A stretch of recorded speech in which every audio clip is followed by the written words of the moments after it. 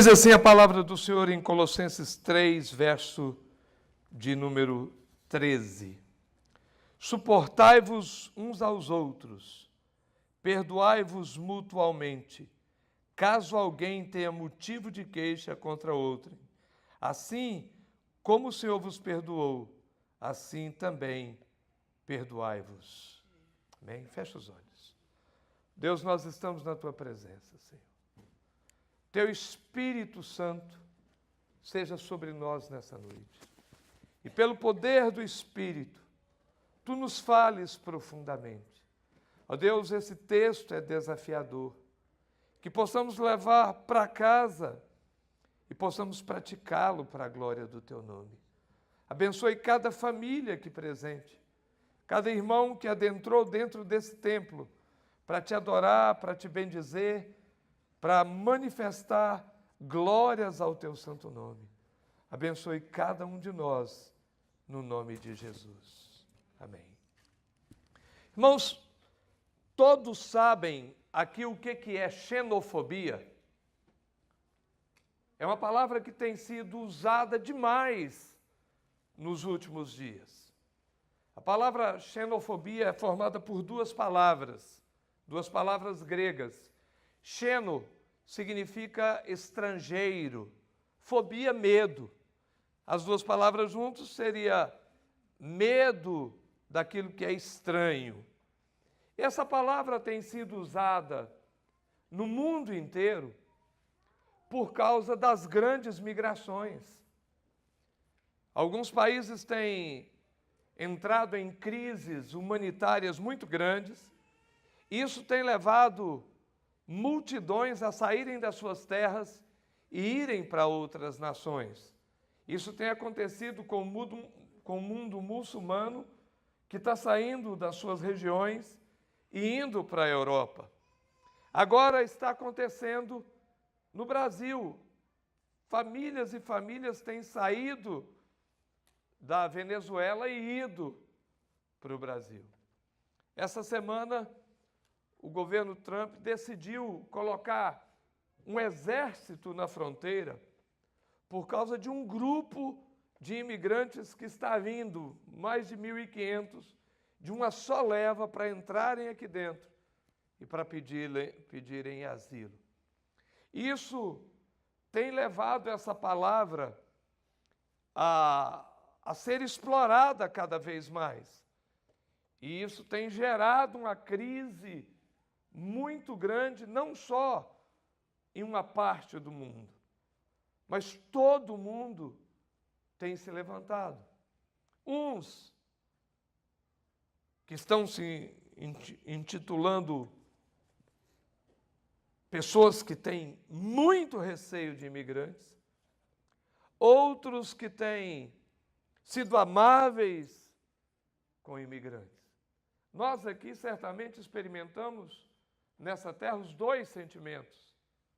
Já experimentamos o sentimento de sermos muito bem recebidos e também o sentimento de ver algumas pessoas com o nariz torcido.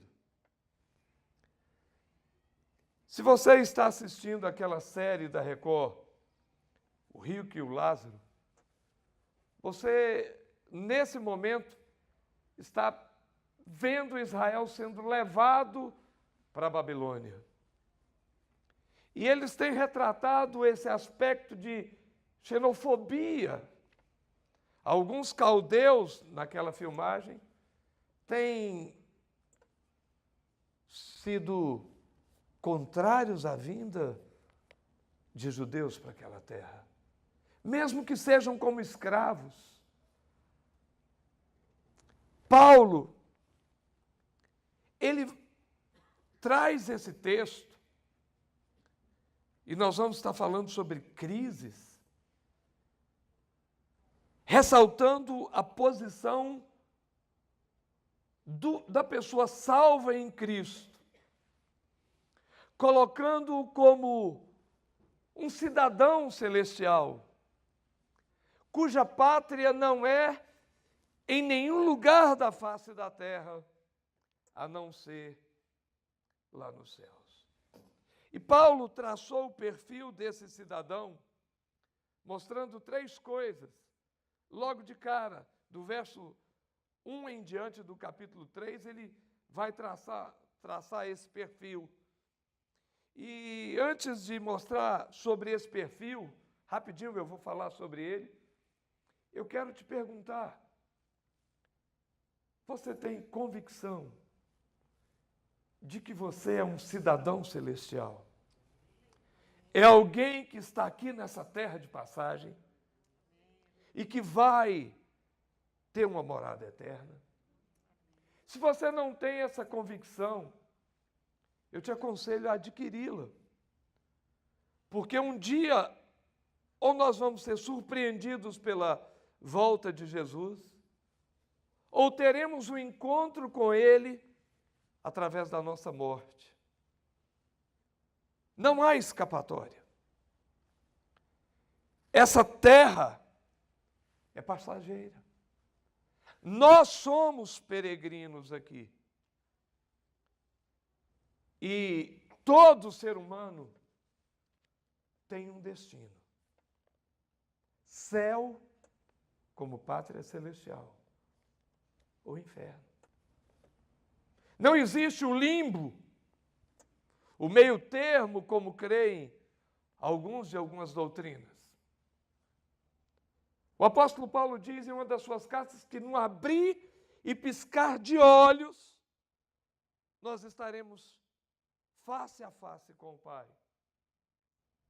E ele vai, como diz Daniel, no capítulo 12, verso 2, que naquele dia uns ressurgirão para a vida eterna e outros ressurgirão para a morte eterna. O apóstolo Paulo, ele vai traçar o perfil do salvo em Cristo, daquele que em si mesmo já tem essa certeza absoluta que se ele partir, ele vai estar nos céus. Eu posso responder por mim, não respondo pelos meus filhos, não respondo pela minha esposa, mas respondo por mim pela vida que levo em Deus. Existe um perfil. O apóstolo Paulo trata esse perfil no capítulo 3. Ele diz, primeiramente, que esse perfil é marcado por aquele que faz morrer a natureza terrena. Verso de número 5. Fazei, pois, morrer a vossa natureza terrena. Prostituição, impureza, paixão lasciva, desejo maligno e a avareza, que é a idolatria.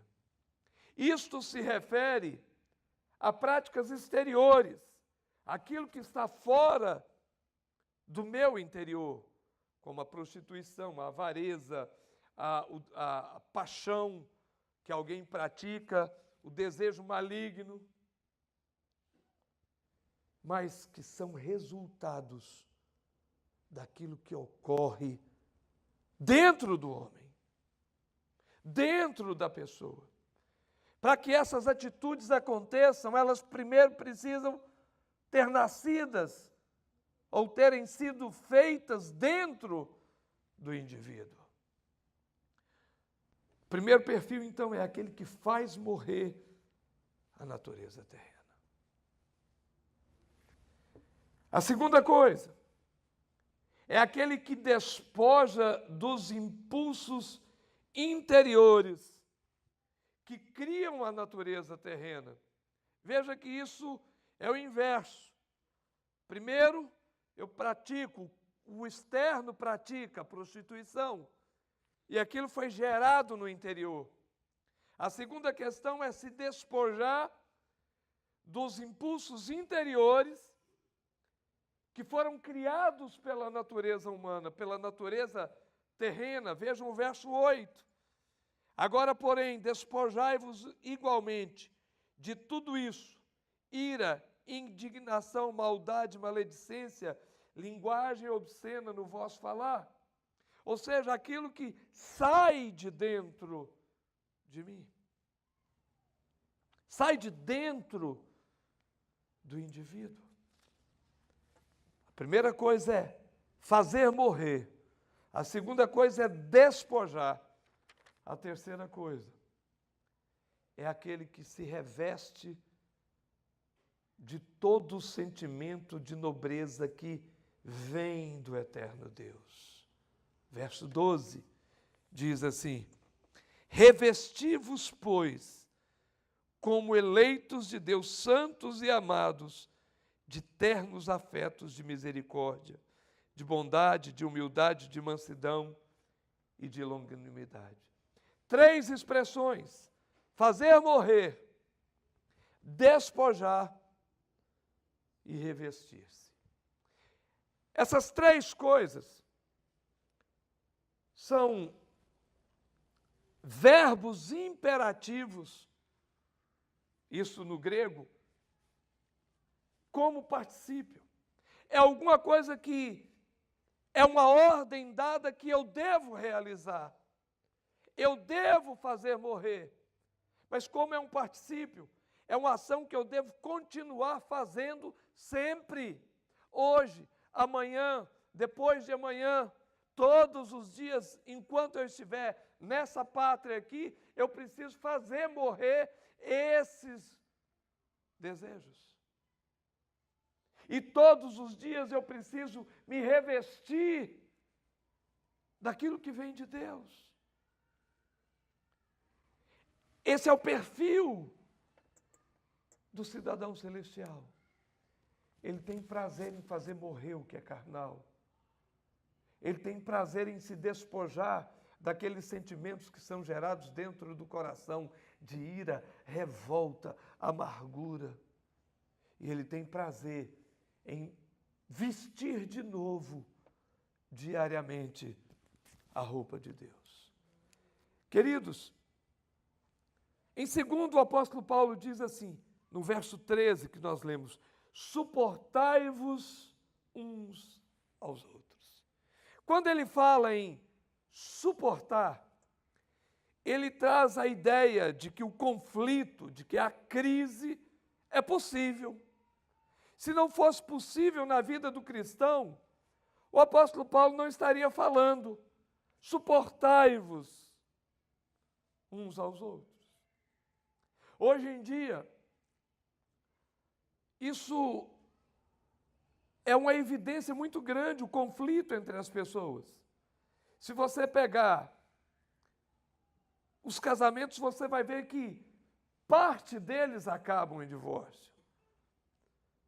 E a grande maioria é por causa dos conflitos que existem entre os cônjuges.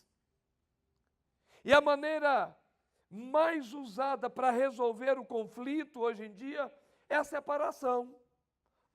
Já que eu não combino com você, você vai para o seu lado, eu vou para o meu, e a gente se separa, e a gente pode ser amigo, e assim por diante.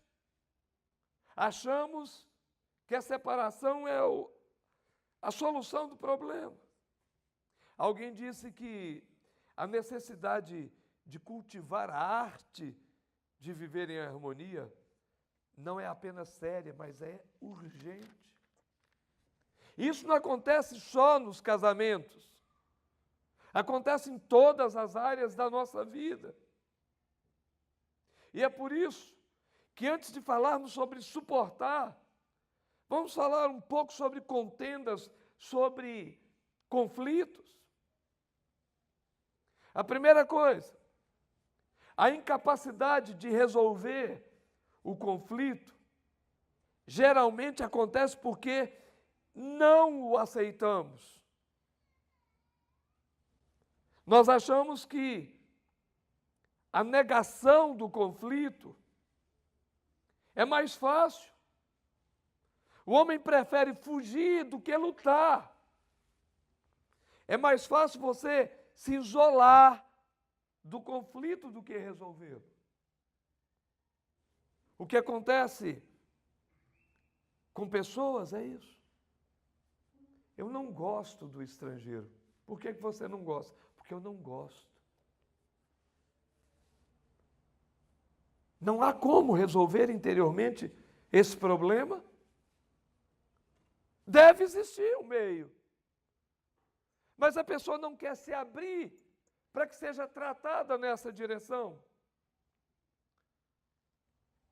Como em outros problemas psicológicos ou interpessoais, a primeira reação que o ser humano tem é a da negação.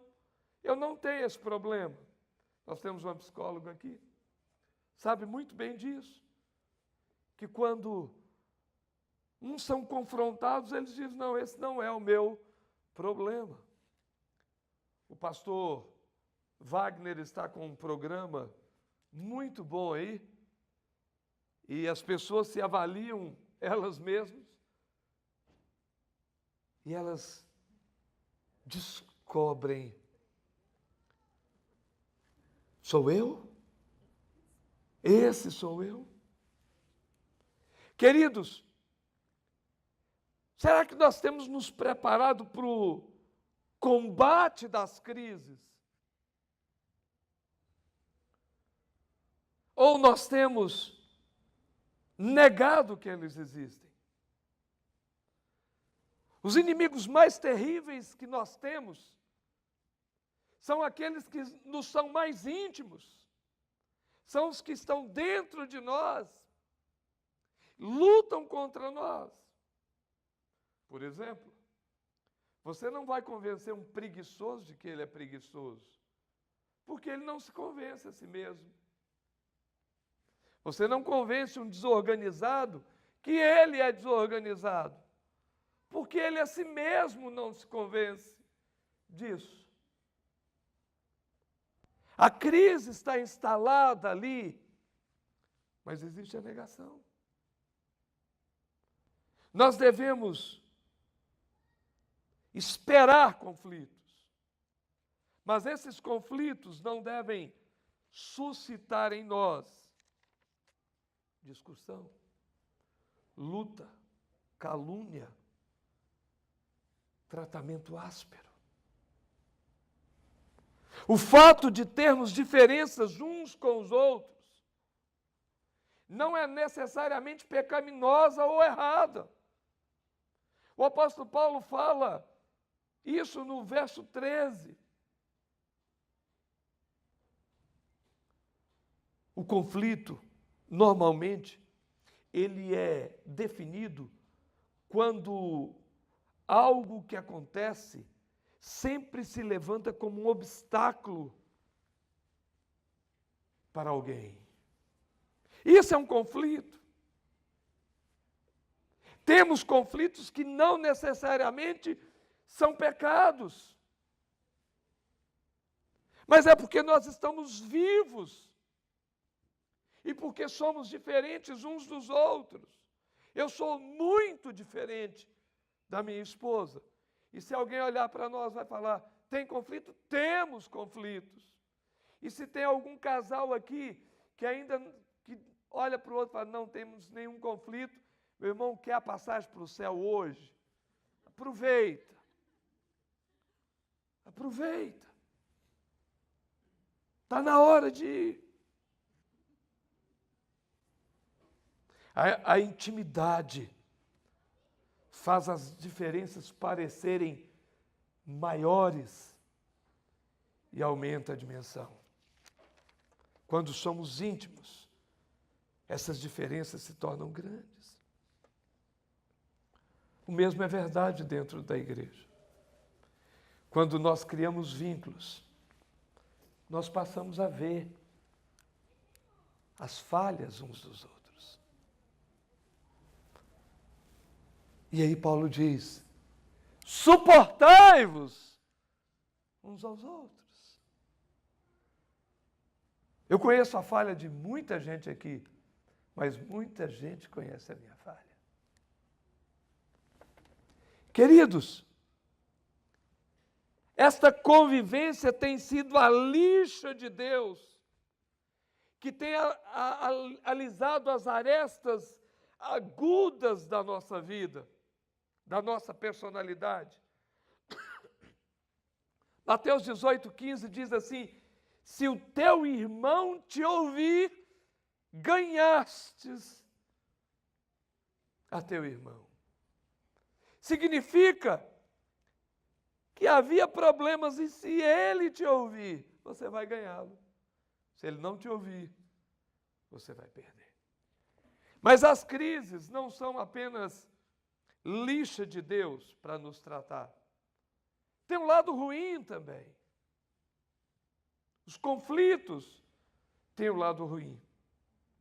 Alguns conflitos são resultados do pecado. A Bíblia revela inclinações humanas por trás das contendas. E aí é que eu quero chamar a sua atenção. Será que a minha crise, o meu conflito com o meu irmão, é por aquilo que eu sou, pela invasão que há no meu coração de coisas más, pelo pecado? Será? Ou são coisas do dia a dia, da diferença de natureza, de comportamento, das diferenças que temos uns com os outros? Provérbios 3:30 diz assim: jamais pleiteeis com alguém sem razão, se não te houver feito mal.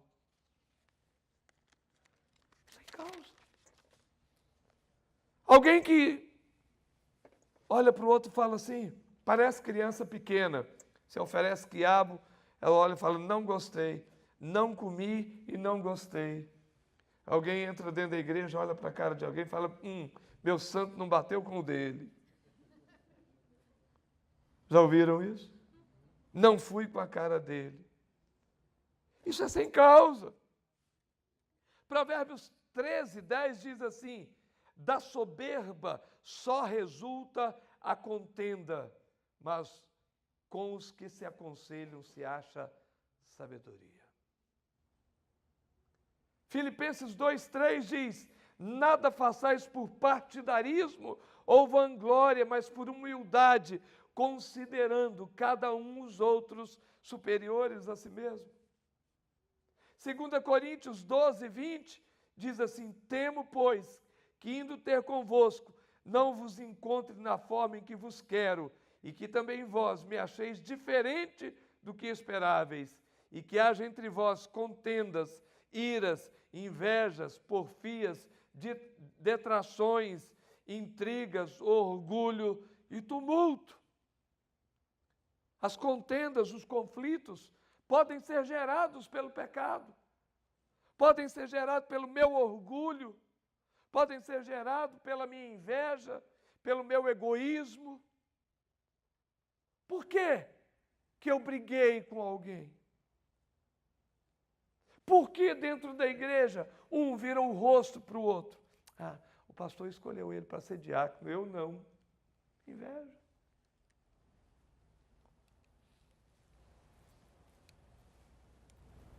O pastor fez isso por ele, por mim não. Ou o próprio pastor. Ah, eu prefiro fulano de tal por isso, por aquilo. Queridos, suportai-vos uns aos outros. A segunda coisa que eu quero ver são as reações erradas que nós temos quando o conflito aparece. As nossas reações, as nossas emoções, elas se agitam quando aparece o conflito. A ira, quando ela é despertada, ela gera ressentimento, que gera amargura, que produz um comportamento disfuncional em nós. Sempre que alguém se torna um obstáculo, essas coisas ocorrem. Passamos a ter um comportamento disfuncional. Vocês já se surpreenderam com alguém que tem uma atitude assim, que você nunca viu, você fala, poxa, eu nunca pensei que fulano ia tomar essa atitude. Já viram isso? A ira nos leva a culpar outra pessoa. A ira nos leva a caluniar outras pessoas. Apresentamos queixas de outras pessoas como um desabafo. Você encontra o primeiro da fila e fala: vem cá, eu preciso desabafar, eu preciso abrir o meu coração. E aí vomita tudo que está no coração. Não é o que Jesus tinha em vista. Suportai-vos uns aos outros. A terceira coisa, conflito não é só uma coisa ruim. O conflito, ele não apenas gera reação errada em nós, mas ele precisa ser resolvido. Resolva o conflito. Mateus 18,15 diz assim: se o teu irmão pecar contra ti, vá arguí-lo entre ti e ele. A confrontação. Temos o direito e o dever de enfrentar o conflito. Não é correr. Não é sair. Efésios 4,32 diz assim: sê bondosos uns para com os outros, compassivos, perdoando-vos uns aos outros, como Deus vos perdoou em Cristo. Perdão. O apóstolo Paulo diz: perdoando-vos, suportai perdoando. Quando vem a ideia de suportar, significa aguentar um peso. Se você vai suportar alguém, você vai suportar alguém que está com problema. Você vai tomar sobre si esse problema. Suportar traz a ideia de carregar um peso. Resolva o conflito. Observe, aqui não está dizendo que você gerou o conflito. Está dizendo para você suportar no conflito. Perdoando-vos. A outra coisa que ele fala é tolerância. O que é tolerância? Tolerância é aprender a viver com as diferenças. Isso é tolerância. Um corintiano suportando um palmeirense suportando um corintiano. Isso é uma linguagem de humor. Um santista sendo zombado por um São Paulino. Isso é o campo superficial. Agora vamos para as atitudes diárias. O mau gênio da esposa. Ninguém sabe por que isso ocorreu. Quando você se casa, você deveria fazer um curso com os pais da noiva ou do noivo. A gente dá o curso de casais, né? Você deveria fazer um curso com os pais. Para conhecer os pais. Para saber como o filho e a filha são. Aí sim, você iria ver onde é que você está entrando.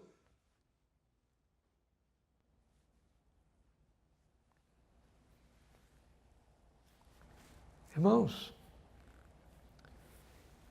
a questão séria da tolerância é aprender a lidar com a diferença do outro. É no trabalho, é em casa, é na escola, é no trânsito.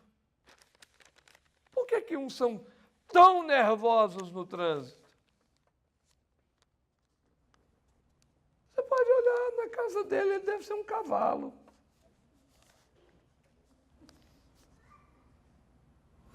tranquilo.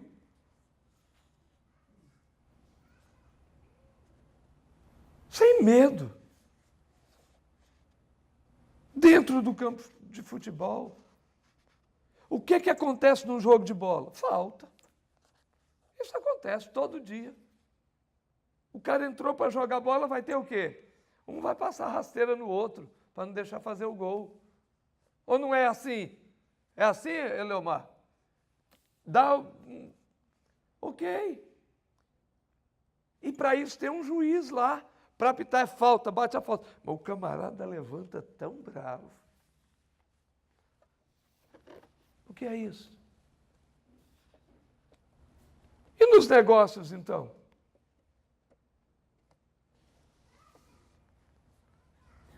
Se sair errado, meu amigo, conflitos existem. Como é que você lida com eles? O apóstolo Paulo dá a sugestão. A outra coisa é a acomodação. O conflito pode ser resolvido quando uma pessoa se dispõe a modificar para se acomodar a outra. Tem diferenças. Eu preciso abrir mão de alguma coisa para me acomodar. Esse lugar aqui não é do jeito que eu quero. Mas se eu quero ficar aqui, eu vou ter que me acomodar. Estão entendendo? Eu preciso me acomodar. Eu preciso abrir mão de algumas coisas que eu penso que são certas. Eu penso, talvez não seja. Preciso abrir mão. No conflito, eu perdoo, eu tolero e eu me acomodo.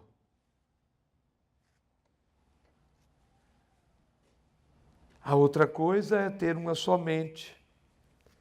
Ter uma só mente não significa que sempre pensaremos igual, mas significa que tentaremos viver em harmonia. Isso é ter uma só mente. Jesus falou sobre isso no verso 15, Paulo falando: seja a paz de Cristo o árbitro em vossos corações, a qual também fostes chamados em um só corpo, e ser agradecidos. Vamos voltar para o verso 13. Suportai-vos uns aos outros, perdoai-vos mutualmente, caso alguém tenha motivo de queixa contra outrem. Assim como o Senhor vos perdoou, assim também perdoai-vos. Como é que você vai resolver as crises, os conflitos que porventura aparecerem na sua vida? De que forma? Se você não tiver a disposição de, primeiro, suportar, segundo, perdoar, ser tolerante e se acomodar, pode arrumar as malas e ir embora. Não existe outro meio. E é por isso que a humanidade tem sofrido. Porque ela não quer abrir mão daquilo que ela pensa ser dela e ser o correto.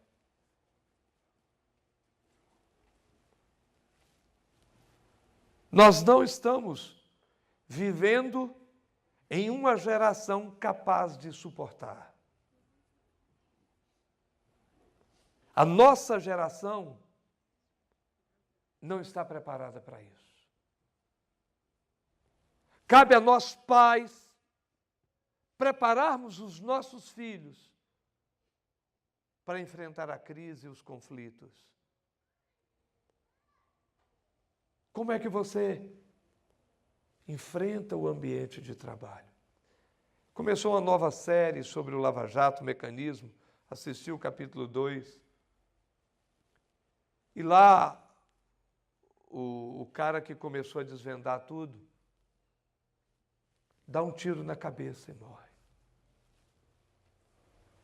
Ele não suportou.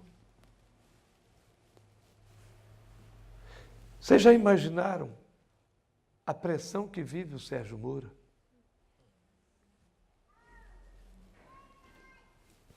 Vocês já imaginaram como é que ele tem que lidar com essa crise? Se ele não fosse, o que eu penso que é, um homem forte, ele conseguiria lidar com isso?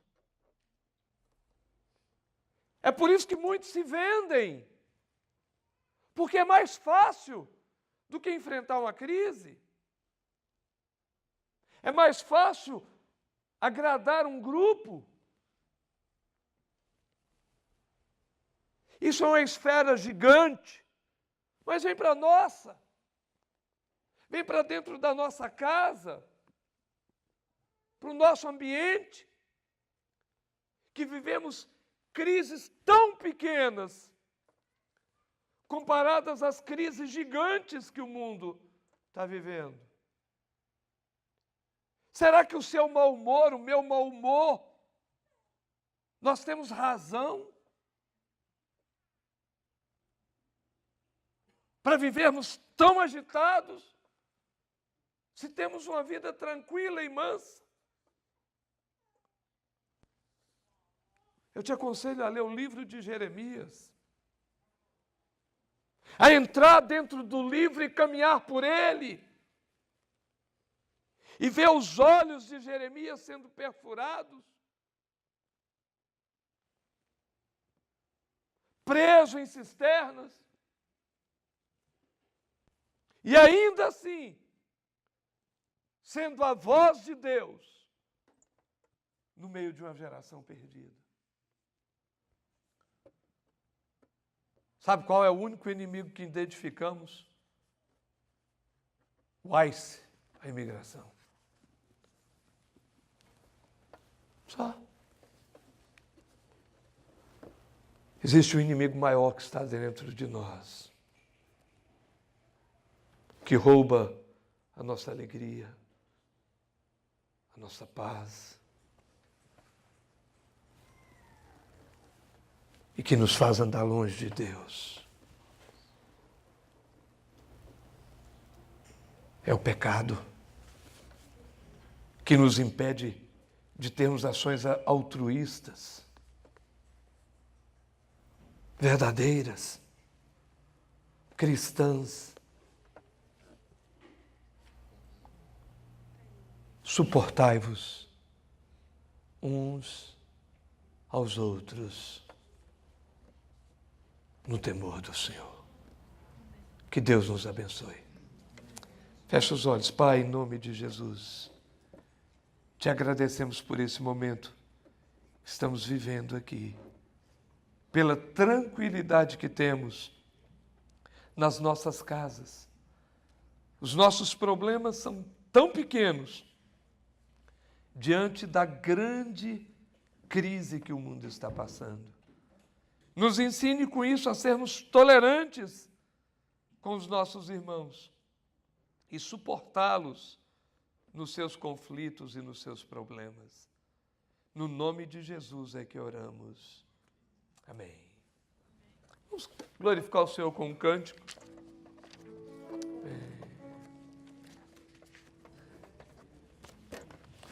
Aleluia.